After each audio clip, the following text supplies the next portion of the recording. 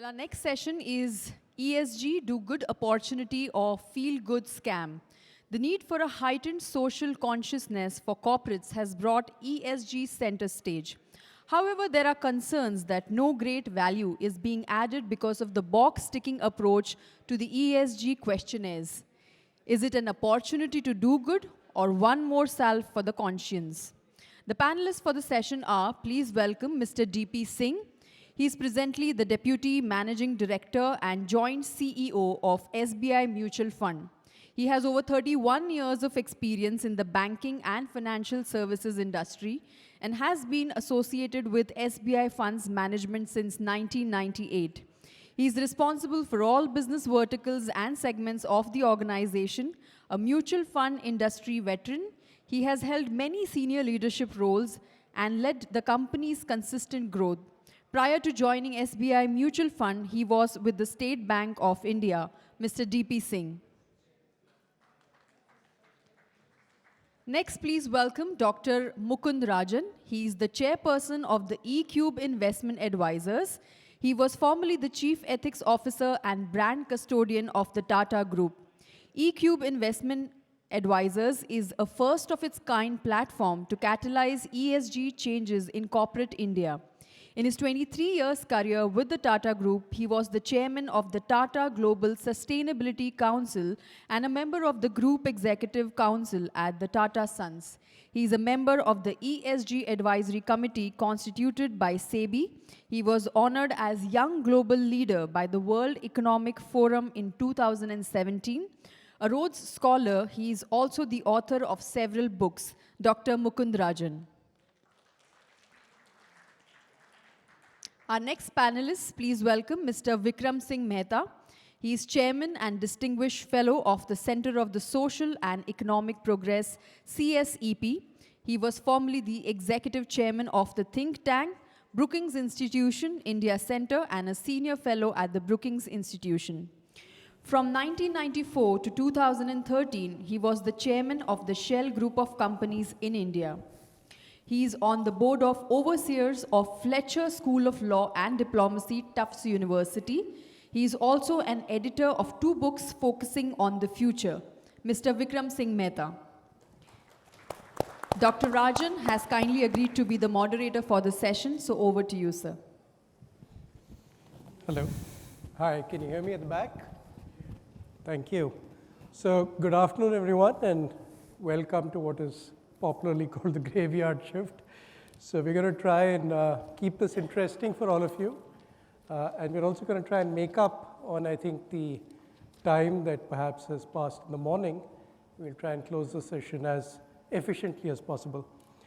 So the session is somewhat provocatively titled ESG, Do Good Opportunity or Feel Good Scam. So they say beauty lies in the eyes of the beholder, and I dare say that perspectives on our topic of discussion today will really vary depending on who you are and which kind of stakeholder group you might possibly represent. If you're a customer or an environmental activist, for instance, you might see many of the recent ESG disclosure and compliance requirements as being a good thing.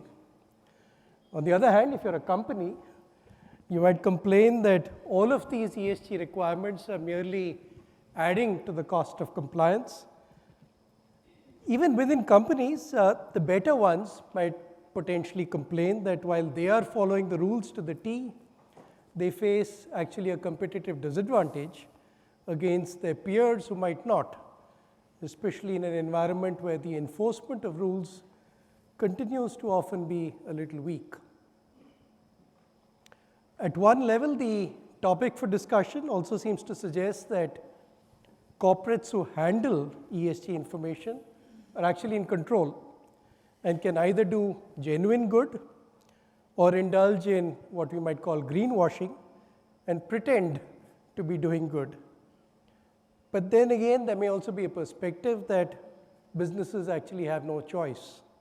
With a range of stakeholders, from governments to activist investors, all breathing down their necks and demanding better ESG performance.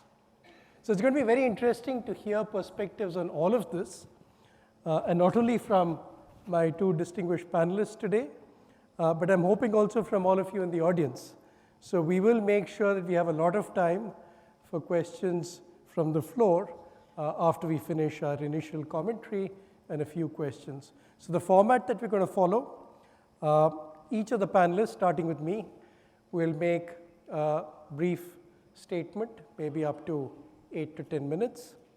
And after we finish our opening remarks, I'm going to be using my privilege as moderator to shoot a few tough questions to both the panelists, and then we will open it up to the floor. So let me start with my perspective on this subject of discussion. First, let me start by saying that I think we've come a long way on ESG in India. So when I started the firm ECube, and by the way, ECube is named for 3 E's: engage and empower for ESG. This was back in 2018. And really at that time, hardly anyone in the market really spoke the language of ESG or knew what it stood for or meant.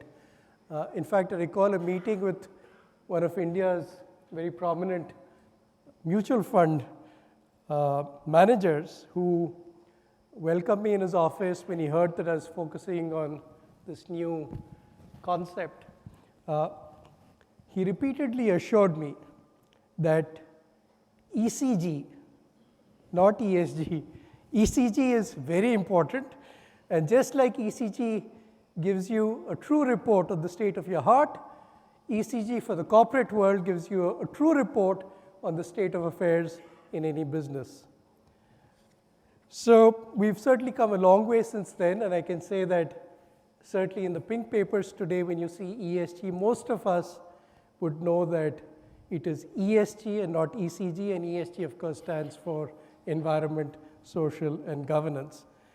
So a lot has changed, I think, in the last 4 years. And maybe the question is, to start with, what is driving this change? To my mind, I think it's the convergence of several factors.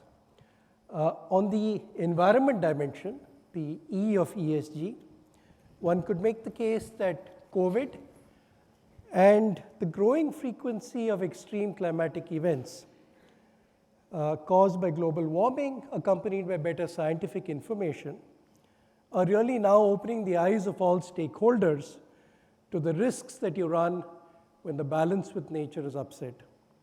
And climate change in particular, I think, is stoking anxiety across communities everywhere in the world. This year, 2024, is projected to be the warmest year in recorded history. And I think this is part of the reason you're seeing a long succession of large enterprises announcing net zero carbon emission commitments. On the S, the social dimension, the S of ESG, I think there are growing concerns around questions of human rights, the freedom of choice, including on issues of gender and sexual orientation.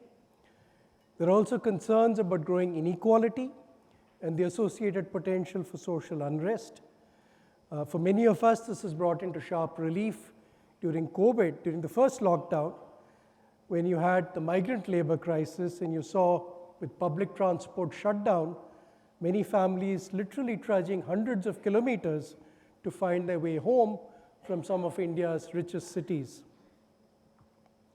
Finally, on the governance dimension, the G of ESG, I think stakeholders are now anxious to see stronger and more empathetic leadership at a time when crises certainly seem to be occurring much more frequently.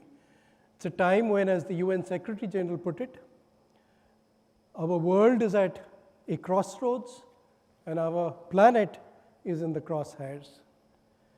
So within this context of more informed interest and heightened anxiety, my personal view is that ESG is seen to matter because it critically influences the sustainable growth of businesses, both the resilience built into business operations, which allows them to navigate black swan events like COVID and to tackle other risks that lie ahead of us, as well as the ability to seize new opportunities. Now in India, I think over the past few years, ESG has certainly received a boost from the government. The work of the Ministry of Corporate Affairs on the National Guidelines on Responsible Business Conduct, which eventually fed into the Business Responsibility and Sustainability Report, or BRSR, which the public markets regulator, the Securities and Exchange Board of India, SEBI, has mandated for the past 2 years for the top 1,000 listed companies. The financial market regulators, including SEBI, the PFRDA, which supervises the pension funds, and the IRDAI, which regulates the insurance industry, have also put in place stewardship codes which embrace ESG principles. And the latest regulator to join the bandwagon with a specific focus on climate risk is the Reserve Bank of India, the RBI. The RBI wants regulated entities to monitor their lending portfolios for climate risk. In her recent budget, the finance minister has also announced that a green taxonomy should be put out quite soon, which will give a boost to public funding and bank lending to designated green projects. So responding to these and other pressure points from different kinds of stakeholders, including civil society, the judiciary, we are beginning to see Indian companies really stepping up. So let me share one data point with you. The number of Indian companies rated A or higher on their ESG ratings by MSCI, the international ESG ratings provider, has actually increased in the last 5 years from 23% of the pool to 32% of a much larger pool. So that's, I think, quite instructive. We also find that ESG performance is increasingly being rewarded. One example, for instance, is the outperformance of the MSCI India ESG Leaders Index when compared to the broader benchmark index. So 100 rupees invested in both indices in 2007 would today be worth around 361 rupees on the ESG portfolio and only 242 rupees on the all company portfolio. So ESG, I think, is being taken seriously by corporate India and is beginning to pay dividends. Let me now end my opening comments with one final observation. So I just returned last night from Hong Kong, where I was attending the Asian Venture Capital Conference. The first day of the conference was actually dedicated to ESG.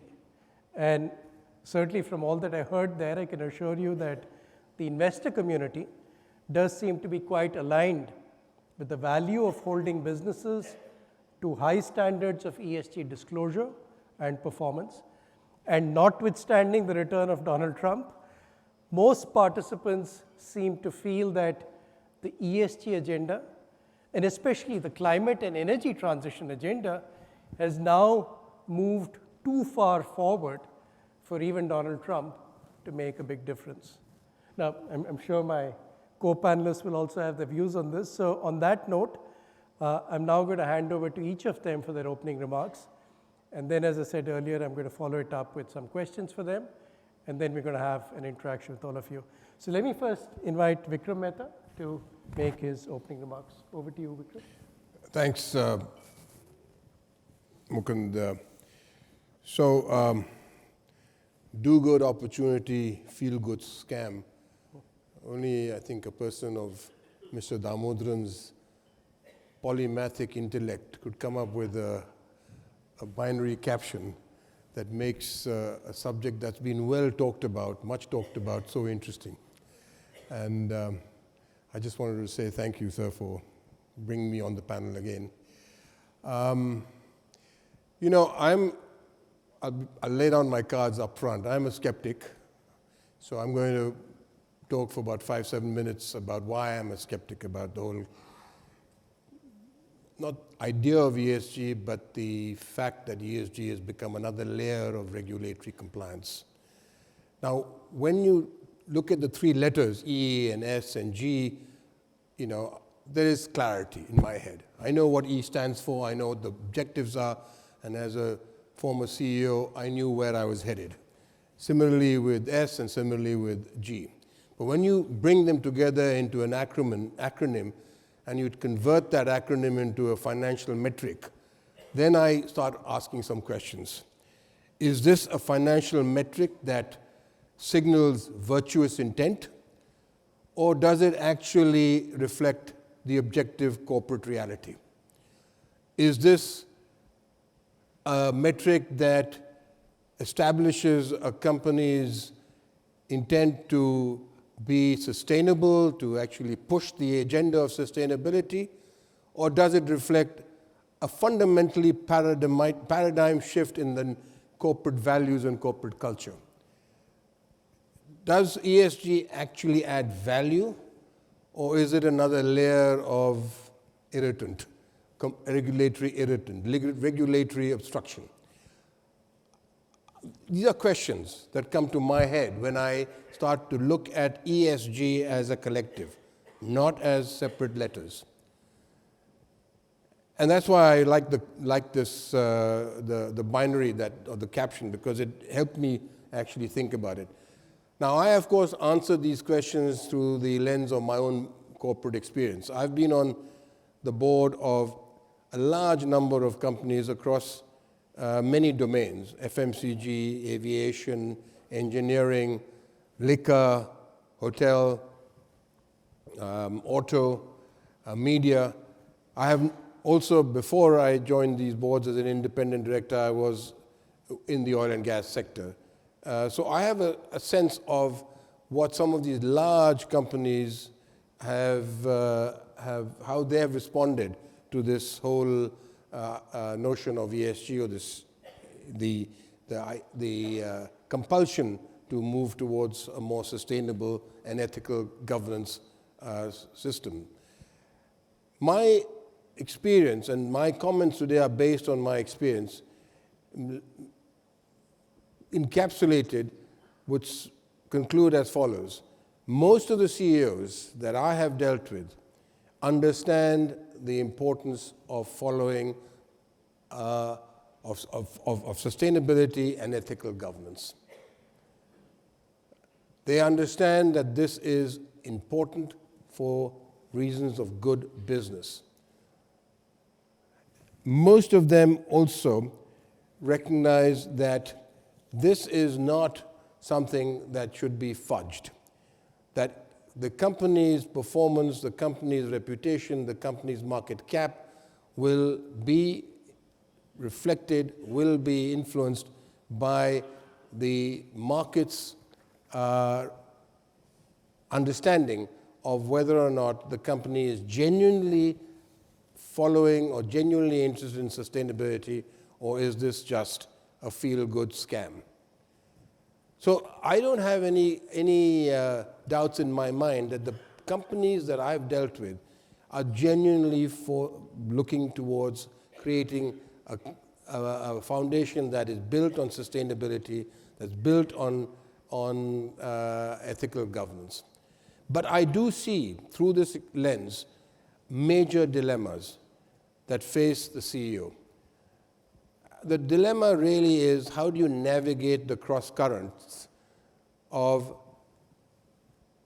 stakeholder expectations that are built around the intangibles of sustainability and ethical governance, shareholder expectations that are built around the tangibles of financial performance, and then individual expectation, CEO or top management expectations that are built around the tangible of performance targets, which are annual or quarterly.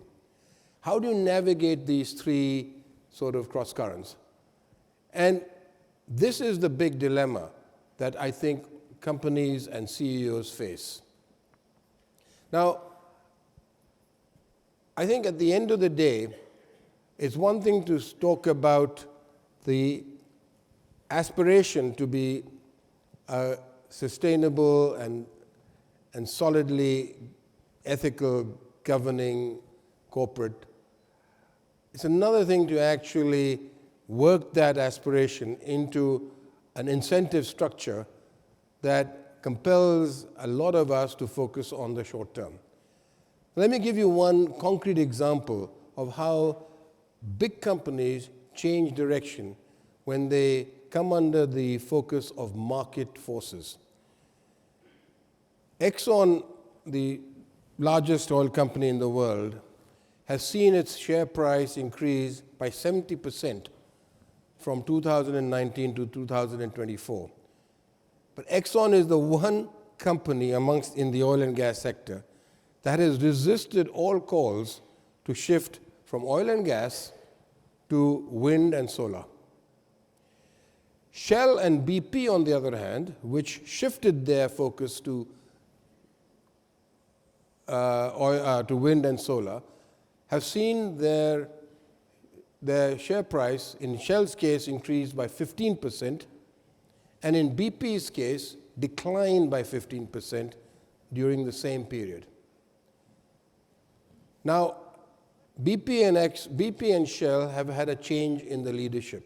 And amongst the first thing that their CEOs, the new CEOs, have done is to recognize that the market is asking them to focus on their core competence. And they have both of them have now announced that they're returning to the oil and gas, to a focus on oil and gas. I'm not supporting that. I'm not saying this is a good thing, but I'm just presenting it as a reality. That when CEOs confront the pressure of the market, or when CEOs confront the pressure of their individual performance, they are caught in a bind. And that's when they have to make a decision. Do they really push the agenda of ESG, or do they start to, fudge it somewhat? Now, the idea of this, the dilemmas that I'm talking about are not something that have just come onto the desk of a corporate CEO over the last 2 decades or so. It's been an age-old, you might say, dilemma.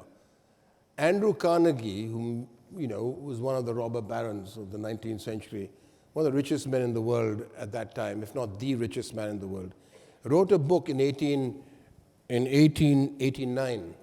It's called The Gospel of Wealth. And he said that the wealthy should return the bulk of their wealth to society. And he actually practiced what he preached. 80% of the wealth that he generated went into educational institutions, charitable foundations, and other social projects. However, the same man, 3 weeks after this book was published, broke up a workers' strike outside his steel plant in Pittsburgh, during which many of the workers were killed, and a multiple of those killed were wounded.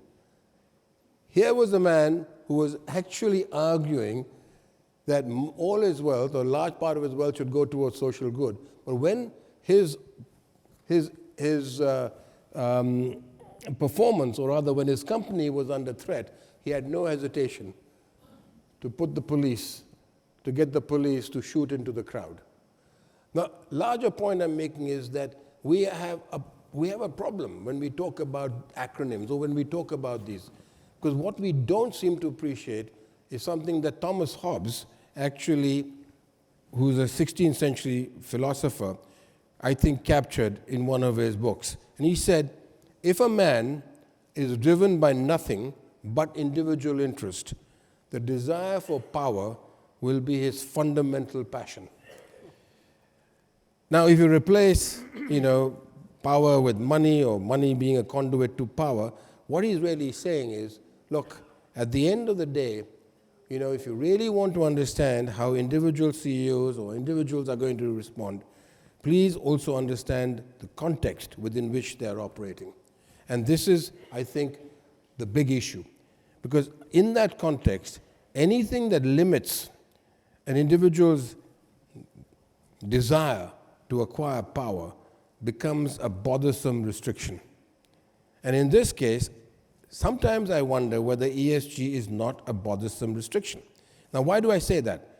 What is ESG? ESG together as an acronym. It's a lot of information. That's really what it's all about. You ask the companies to produce, to get a lot of information about whether or not they are, recycling their waste, what is the greenhouse gas emissions that are being emitted, are they transitioning from fossil fuels to green energy? A lot of information on all of these things. And they produce it, they process it, and then they present it to us on the boards or in society or to the investor community. Now, I ask this question, and I do not want to answer it because I don't know the answer myself, but I know from myself. As a board member, I don't know whether the methodology that's been used for collecting this data actually indeed reflects objective reality. I don't know whether there are errors in that methodology. I don't know whether the information is accurate or not. What I do know is what I see, and I sign off on it, to be honest. I sign off on it, and I say, yes, the box is ticked. You guys are compliant. Now, if the CEOs were interested in pulling wool over my eyes, they can do so without any problems whatsoever. On the other hand, I actually genuinely believe that all of the CEOs that I have dealt with believe with conviction that it would be wrong for them to try and pull wool over my eyes. Why? Because they know that sustainability and ethical governance is good for business. So I'm just going to conclude by saying 3 or 4 things. One, that ESG is a regulatory layer that can be dispensed with. Second is that it can be dispensed with because businesses cannot succeed unless the context, the social context within which they operate, let's put it this, businesses cannot succeed if the social context around them fails. The third is that not every company can afford principles. Profits are required for you to afford principles.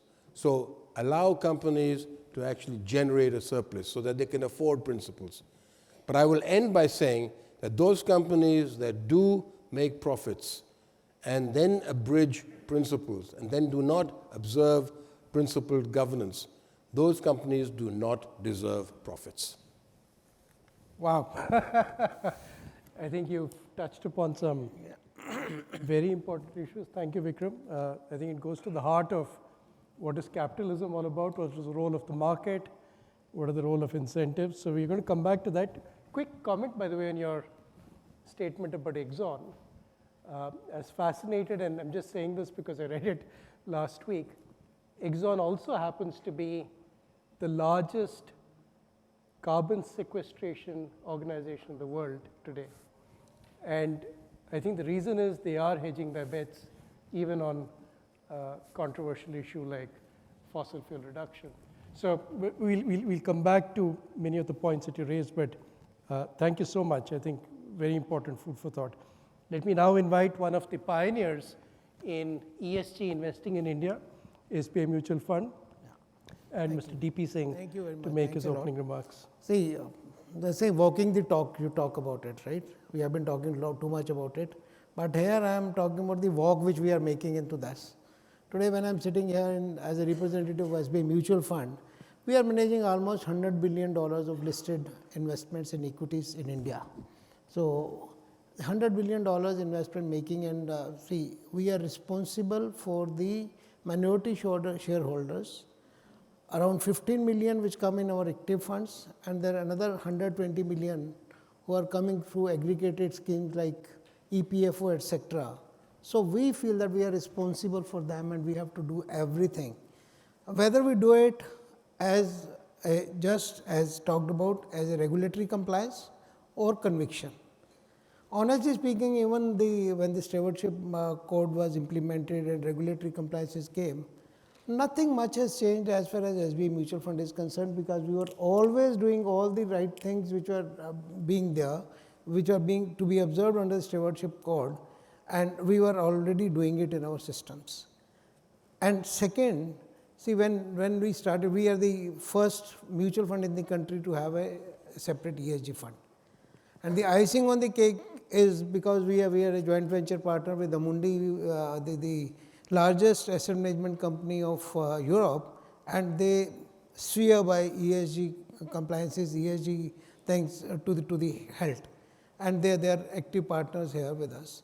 So now coming to the point of ESG overall, what I would like to say is that we are pioneers. We are reaching out today. The practice is such that any company who is coming to pitch for the system before meeting the fund manager for that matter or the portfolio manager, they have to go through the filtering by the ESG team. They meet the ESG team first, then they do it. And one of my colleagues sits with Mr. Mehta in the SEBI committee on the ESG. And we are really walking the talk, I can say that. But yes, there are issues. There are issues whether it's good for the investments or whether it is as per the topic. But yes, sometimes we have to forego some of the returns for the investors because of our very stringent use of this thing. And I know there is one company which otherwise we swear by it, but they were lower on the score in the ESG fund, but we had to forego that investment. We had to sell the stock in the market just because that was not meeting with the requirement. So the point which I am trying to make is the practitioners are practicing in a big way, and we are committed as an industry. We are committed. I am not talking only about SB mutual fund, but otherwise also there is a good sort of investments happening. But now whether this same can move to private side, private businesses which are not listed, etc. So that's something I really pick up what Mr. Mehta said. The surpluses are the first thing which we need to have. Unless and until we have surpluses in the company, it's very difficult to actually practice it. And if you want to compare to what has been happening in Indian businesses, since I am for a long period in the industry, I know when we used to go to the investor, and I still remember some of the exporters whom we were meeting. Once I still remember in one of the northern part of the country, I went there, the whole company was shut, it was being painted, the signboards were being put in, and there was no work. I asked him why it is happening. He said, one of my clients from US is coming and 2 clients are coming from Europe. They look at these things, that's why I am keeping the shut closed so that we pass the governance of this thing and there is no complaint from that side. So from there to now, it's a totally different ball game, and most of the companies are following the governance practices. Some less, some more, but from the investing company side, I think it's a big step which has already happened, and going forward, it's continue to be like that, and we'll be bettering ourselves as a country, and there's a big shift. Different geographies are adopting different, like if you talk about Europe or you talk about US, the thought process is totally different. Europe wants to embrace ESG in a big way, whereas US, it's, some people say, being the capitalist, the full capitalist economy, they are more interested about the profits. They are not embracing in the ESG practices. So that is coming to impact our businesses as well. The people who are working with US clients, the people who are working with European clients. But the fact of the matter remains that we are doing good overall period, and things are happening in a better direction. That's it from my side. Terrific. So we have a skeptic and we have somebody who sees some value, but a little bit more nuanced about which markets outside of India are also embracing this. Europe very strong, US much less keen on a lot of this. Let me start with you, Mr. Singh. One of the issues which Vikram also highlighted was just the amount and volume of data that comes under each of E, S, and G. How many of your fund managers actually find utility for all of this data? Is there a risk that we have overdone it, that there is information overload, too much data and it's not really required, and it's unfairly imposing cost and time penalties on companies? Or do you think it's adequate and your ESG team is actually very comfortable and actually might even want even more data? I don't know. Yeah. What is your experience? No, Honestly speaking, it's size which matters. With our kind of size, we can afford to have a separate team of ESG which does all the dirty work of doing this. And see, portfolio managers are not burdened with all these activities, all the data. This will be true for the smaller fund houses. We have a big, strong team. So as I said, any company which is coming to the fund house for pitching, or we are interested in that business, the first and foremost is that ESG team gets into it, and the complete data is made up. And there's a 5% say flexibility to the portfolio managers to tweak. There's a specific score which has to be for the every fund house. Like for ESG fund, score has to be really very, very high. But for other open-ended funds or other equity funds, it will be low. But the whole work is done by the specialists, and the specialists who are the professionals in the subject, and they are the authority. And I honestly, sometimes we are okay as a management to forego some of the returns for complying with the ESG requirement, that we are able to do that. So for the ESG fund, there's a particular kind of filter. Yeah. The other funds may not necessarily use It's all not of that. that it's too much no, say for ESG fund it's 80%, the other will be 70% or 65%. It's not that 80 to 40 kind of thing. Okay. And in your partnership with Amundi, has Amundi been able to persuade you that for the long term, there is actually a financial return also associated with ESG investing? Oh yes, for sure. So in the short term, you may miss Yeah. the flavor of the moment or the market rewarding. For instance, during the Russian invasion of Ukraine, gas prices went up, energy companies did really well. But for the long term, perhaps you'd want to back renewable energy companies rather than fossil fuels. So that kind of sentiment is... Yeah, definitely. That's there, and there's a complete independence on that part. They are pursuing, and they are very active partners with us. Like in our fund house, Deputy CEO comes from France. There are other people, and I'll share with you, the France government has some program where on the ESG part only they are sending interns, which is at the cost of the French government, that they are sending it the whole globe. 2 people are sitting in our fund house today who are come there at the cost of the France government to look at what is happening in the ESG in India in our fund house. So they are there, the cost is being borne by Amundi and France. So what has happened with the very, very close association with Amundi, the culture of this ESG has cropped into has come deep into the culture of the company itself. Today, everybody speaks that language. And the governance issues, except for one where we had to take the legal course, otherwise our engagement with the company has been very, very good.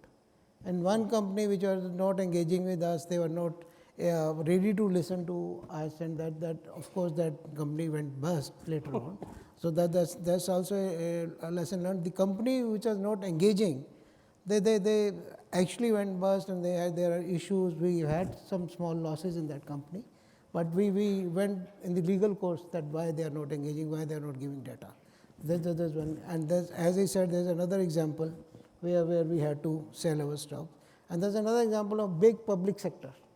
They were not engaging with any of the foreign entities out of the fear that we are doing enough. So those global association came to us, we being SBI and SBI Mutual Fund, and having a good money actually invested in that company through ETFs. So we went to them. Now they have started engaging with the global associations also. So the size, scale, skill, all these things matter, and we are proud of it that we have been able to influence not only the regulators on some issues, that too much should not be there. We have to let companies go to a particular level. But at the same time, we have been able to engage with the companies, and companies are really, really doing well. There are instances where people who want to be listed, before actually creating their document, they are coming to us, they are talking to us and say, what are the things we need to do? And we have created a team who are actually doing nothing. There's no commercial benefit out of it, but we are engaging with those companies, telling them what to do, what not to do. Very interesting.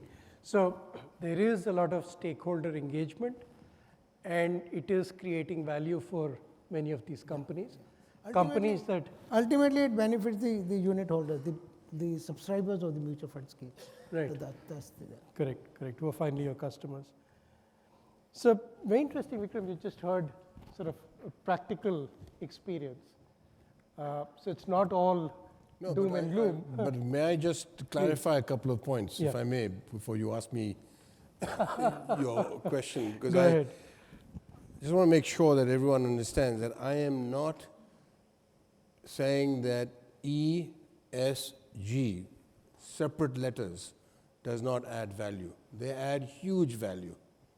My only point was when you combine it, you blur the clarity with which you can look at each of these letters and each of the, the actions that need to be taken in order to comply with, not comply, in order to be environmentally sensitive, sustainable, socially responsible, and ethical in your governance.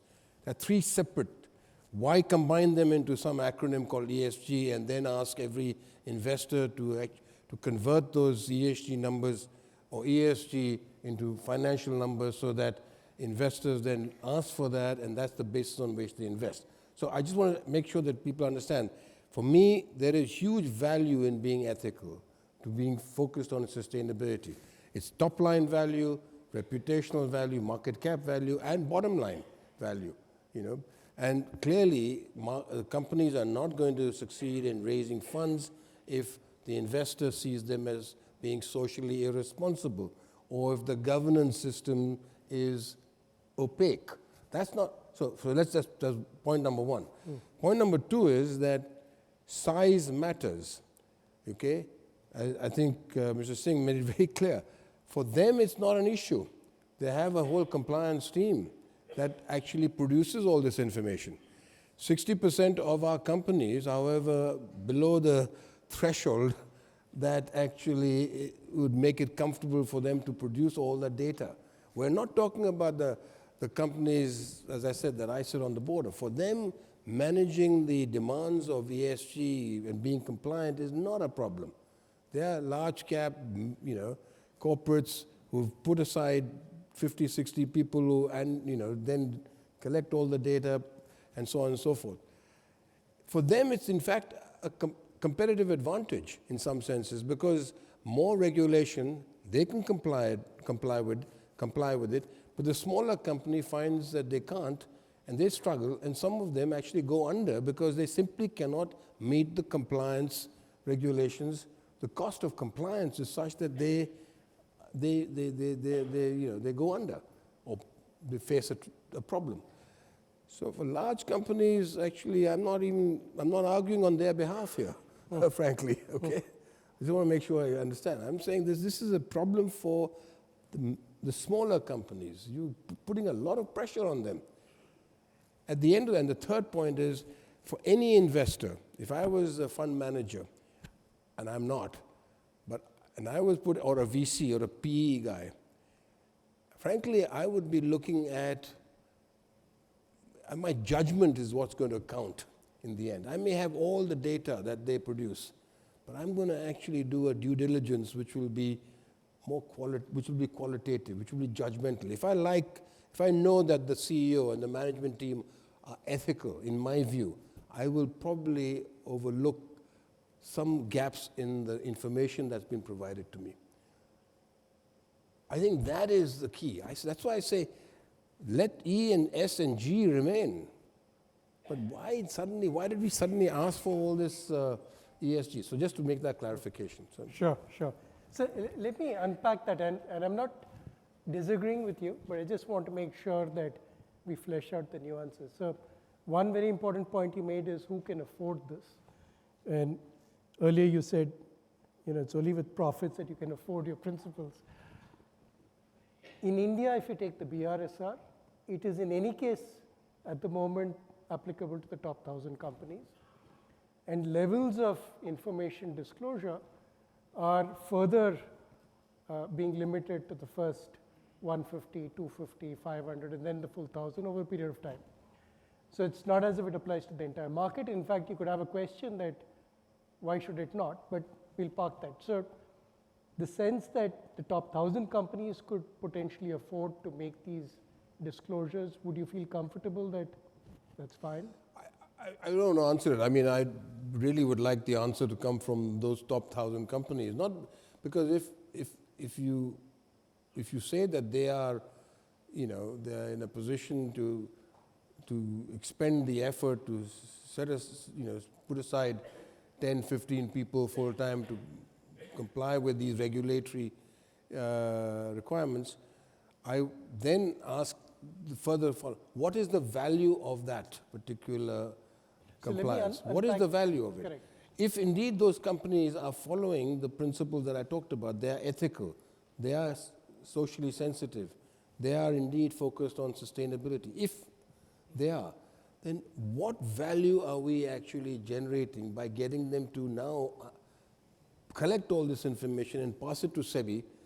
Is someone in SEBI in fact reviewing this? Are they really looking at it carefully? Do they understand, as I said, the methodology by which this information was processed?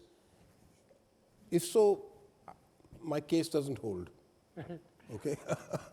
There is a certain amount of prescriptiveness about the way in which companies are expected to make the disclosures. So the question then would be, who are the stakeholders who find value? You talked about investors.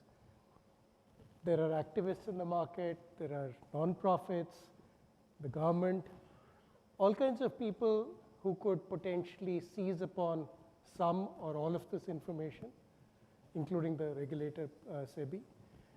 And then, as you said, form a judgment. Would you be averse to the fact that let this information come out, it's transparency, let whoever wants whatever element of information chew on it and come out with whatever analysis, as long as it's not defamatory and it puts the company in a particular perspective for others to see? Is there a problem with that? No. So just to be again clear, I am not opposed to information that reinforces a company's convictions, that pushes a company in the direction of sustainable and ethical governance. I'm not averse to it. I keep asking myself the question, and I'm really speaking from personal experience over the last 10 years. Every time I've got this report, I ask this question: how much money was spent on collecting this data? How much effort went into collecting this data? What is the value that has been generated as a result of this whole exercise? I'm only asking that question of myself. And then I say, what if this data was not presented to me as an independent director? Would I change my mind about the way this company is being governed? Are there other avenues through which I have actually established that this company's management is in fact ethical, is in fact socially responsible, is in fact pursuing a sustainable agenda? So I ask those questions of myself, and that's when I start to say that maybe this additional layer of regulatory requirement is costly. Now, the basic, for me anyway, I'm very simple. The basics of running a good business have not changed over the last 150 years.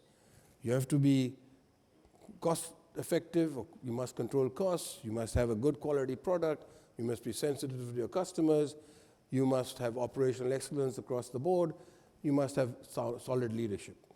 Those were the reasons why Andrew Carnegie and Henry Ford and all those fellows did well. That's the reason why Reliance is where it is, and that's the reason why all the successful 1,000 companies that you're talking about are indeed, forging forward. Costs are fundamental. These fundamentals are important. So long as this regulatory add on and add on and add on, it's literally layers and layers and layers of regulation. Someone in a previous session talked about, I think it was Mr. Damodran said, the RBI looked at cleaning up the books or something, and they went from 67 requirements to 63. I may have misunderstood, but that's something to that effect. I'm saying, for goodness sake, let's now make it easier for business to run their business, but without allowing them to move off the course of sustainability move off the pathway of ethical governance and actually commit to being part of society. They have a responsibility to society. I have no question about that.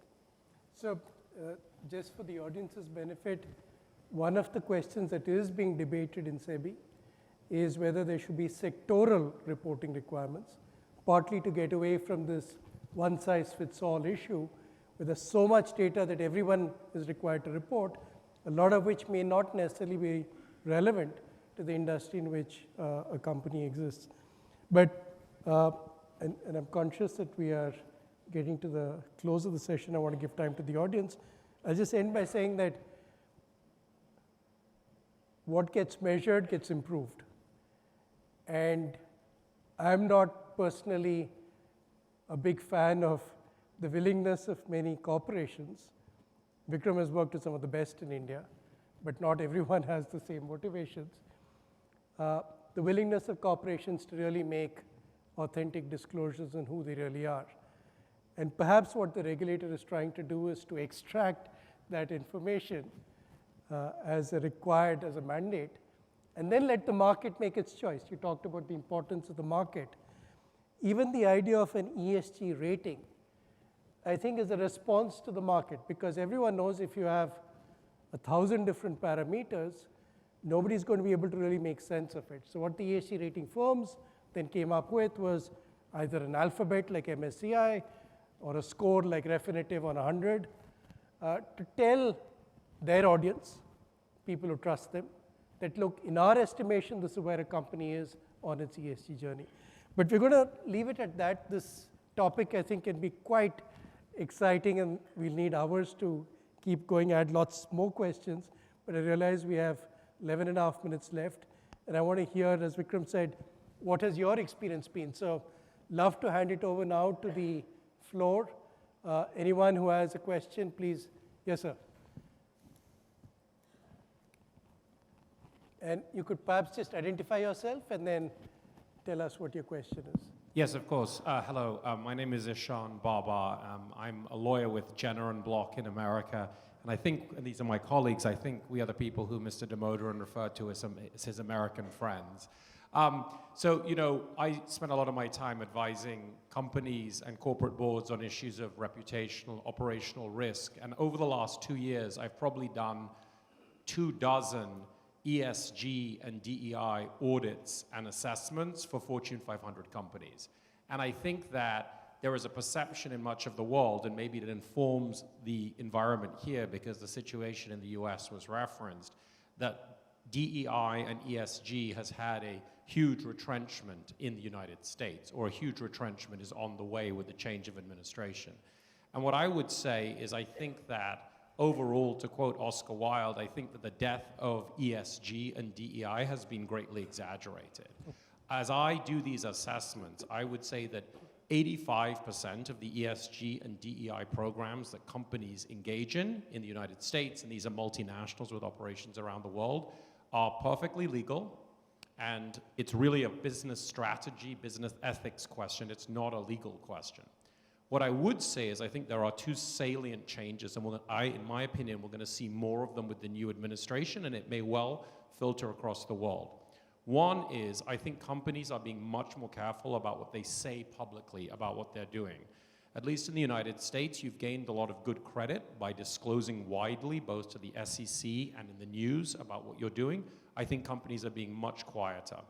And then the second change, at least for global companies based in the United States, one of the ways that companies have held themselves accountable in ESG and in DE&I has been by tying senior executive compensation, to the attainment of these DEI or ESG goals. And because of the way securities laws work in the United States, if it's a compensation algorithm, you have to disclose it to the SEC. So what I have seen, and what we've been advising many companies that have these goals, is to move away from these really quantitative metrics, which are easy to identify and easy to attack, and moving to more qualitative, multifactorial assessments, both of the way they are performing and how they are compensating their senior leaders as a result. So just, if a helpful, a view from across the ocean. Very helpful. Thank you. Thank you so much for sharing that. Yes, please, the back. Umang Khurana, Hero Motorcorp. If I may offer a perspective between both what Vikram and you said, Raman, and then seek your inputs. Perhaps this has to do with the stakeholder in question. So perhaps what's happening here is while the investor community at a point in time wanted ESG, DEI, BlackRock is doing what it is doing, USLs aside, and we've seen that change coming through. On the other hand, to what Vikram mentioned, the board gets to see each one of the E, S, and G separately in any case. And therefore, it is this.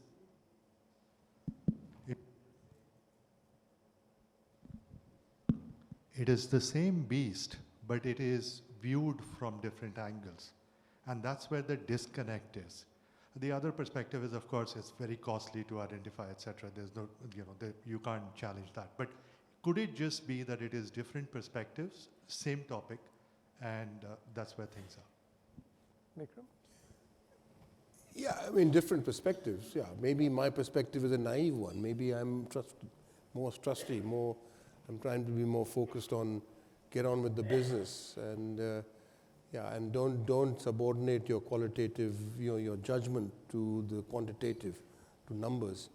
But yeah, in a sense, I think we are all on the same page. I think there's no one going to disagree with the fact that whether it's ESG or ES and G, we're all looking to create a business that is, in fact, in conformity with the demands of society.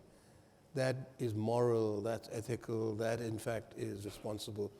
That, I think, is now a given. Because if you are away, if you're off that track, there is a deep impact on your performance, on your results. There is no doubt about it. Reputational consequence will hit your market cap. The top line will be hit. Talent will not come to your company. We know. I mean, that's something I think we are all agreed about. I'm just now only focused on one thing. Let's make, in this very complex world where business is competing, against where you're really facing a competitive environment. Let's all of us, whether it's regulator, whether it's society, whether it's individuals who have some influence or whatever, let's try and make the business environment as conducive as possible. Level the playing field. Right now, I think the playing field is uneven. ESG actually further skews the playing field in favor of the large companies, in fact, in my view. So I guess in all of these, it's a question of where do you strike the right balance? Yeah, absolutely. And there may not be an exact point because it's also an evolving landscape all around you. And therefore, what is the right sort of midpoint between alternative perspectives? By the way, one of the questions we didn't discuss was in ES and G. I think the G, what do we really mean by it? And you talked about the board. But I think the G in India has been very well addressed right from Mr. Damodaran's time. And you could argue that there's no need to bring that also into the E and S framework. You could actually have just a standalone ES framework. You have many examples where where the companies that did not actually adhere to G are no longer, Correct. no longer around. Yeah. I mean, there are many good examples of that. So you're absolutely right. G has been a focus. You don't necessarily need to keep reminding all of us that good governance is good for business. Correct. Yes, please. Oh, sorry, you have the mic in your hand. Yeah, please go ahead, and then the gentleman here. We'll take his question, and then yours. Thank you. I'm Thomas Matthew. Mr. Mehta rightly said that ethics is important and environment is very important. Today, you can buy the carbon credits and say that you're net zero and continue to pollute the earth and malign the environment. So is it a feel-good scam? So how do we regulate it? How do we be sincere about it? Maybe I'll just keep it very brief. This is exactly the subject of discussion at the ongoing COP29 UN conference. Because the question is, how do countries reach an agreement on carbon sequestration, offsets? How do you allow trade in this? How do you ensure double counting doesn't take place? And if each country has made certain nationally determined commitments, what part of that gets included in the kind of offsets that you talked about. So I think the international community is seized of this and will find a way to sort it out. Right now there is a voluntary carbon market, and it's operating on the basis of statements that people are making partly for goodwill, partly because of promises they made to their shareholders that they will get to net zero one way or the other. But I think there will be controls put in place to ensure it doesn't become the kind of scam that you're referring to. Yes, sir. Please. Good evening, Surya Narayanan. Just a brief question. So instead of having this mountains of data and then investors, directors, everybody interpreting it, is it a good solution to have E separate, S separate, G separate ratings? E may depend on the sector because as you were rightly mentioning, oil industry is highly polluting. So sectorally we can have it, but S and G ratings, I mean, there is no excuse for a company to be low on G or low on S. So is it a good solution to make this ratings mandatory, just like a credit rating? Maybe do you we'll think ask- it's a good solution? Maybe Mr. Singh can take that. No. I agree with you that E and S and G has this different dimensions. Whereas G has to be there, this is a permanent part, ES can take place, right? But G is something which is extremely, extremely important. E and S will happen only if G is there. But it cannot be that E is there, S is there, G is not there. So this will never work. But as the system emerged, for the good reasons, the ESG has been adopted across the globe, right? Because we can't have it. As I said earlier, the G was always there, as my friend has also told Mr. Damodran's time, and it's going to the next level. It's always going there. But E and S are very, very important, especially for the larger companies. Even today, if you talk about the top 30 companies, there are not many companies who have made the net zero commitment even today. And there are companies who are not even, they are shy of talking about net zero because their policies are not in place or the sector is such. But if I name ONGC cannot even think about it, right? Today, the name which you are talking about. So the but they have to have ESG score. They have to be there. So we cannot separate them completely, but just E and S and G have the different dimensions. We agree with you. Thank you. We have time for one Sir, last I'm question. Yes, sir, Shashi Mr. Bhushan. Damodran. Sorry. Sir, I'm Shashi Bhushan from ONGC. Just to put it in the right perspective, ONGC has drawn its plan and it is in the public domain that till when it is going to be net zero. Just for correction, because you mentioned the name of ONGC. Okay. Sorry. It is 2038. No. Thank you. Thank you. Thank you so much for that. Thanks for updating. Mr. Damodran, the last word. Is it fair to say that E and S are subsets of G? Because all of these, if you do it right, these are good governance practices. So why give them equal rating? That's a good Treat point. them as subsets. That's a very powerful point. I mean, not for two reasons. One, I think it's reality. And two is that by doing so, you're actually once again breaking the collective called ESG. I'm really against that collective which converts to a financial or a metric or quantitative metric. I'd like to be able to look at these three letters separately because they demand very distinctive and very different kind of approaches.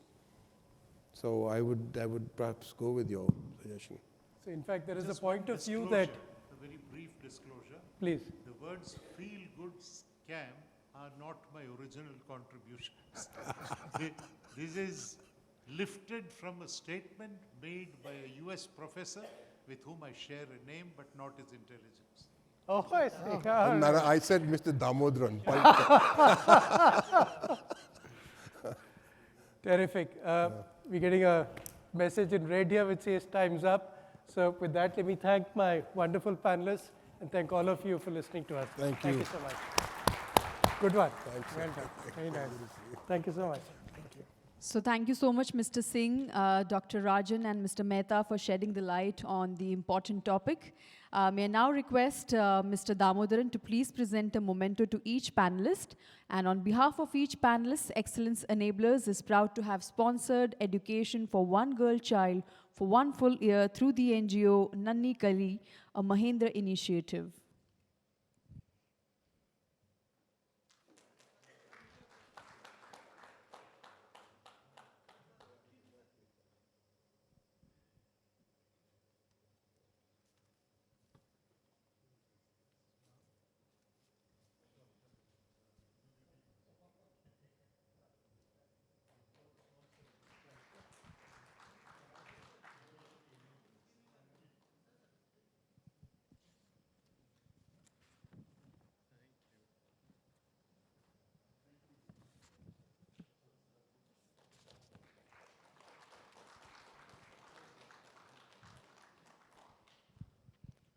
Once again, thanks to all our panelists for that wonderful session, and thank you, Mr. Damodaran, for doing the honors.